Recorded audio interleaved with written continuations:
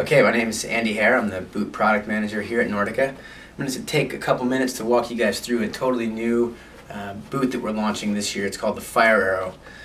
When we started building this collection of boots, we really wanted to focus on what the new needs of a new skier are out there today. And what we've really found is that in the past 20 years, skis have changed dramatically. And ski boots, while they've been refined and they've had some nicer liner treatments, some real highlights to beautiful translucent plastics and different features like that, they really haven't focused on this new ski shape that's out there right now.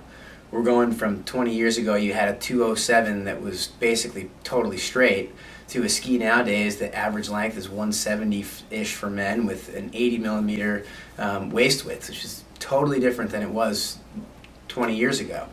So we really focused on what the different needs are of these skiers. And one of the big things that we found is that there's a lot more lateral forces due to these wider skis with a ton more side cut. And so the first thing we did to address that is we built a totally new shell. And this new shell, this is an old shell that I'm holding. It's more of a real 4-buckle overlap design that you can see here. Really, all of the attention of this shell is focused on the fore-aft motion in the boot.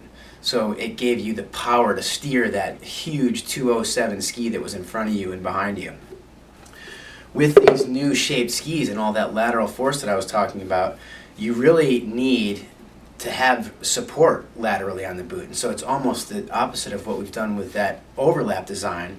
And with this 3-piece design, it really allows us to have the maximum level of stiffness in a lateral way on this new shell design that we have.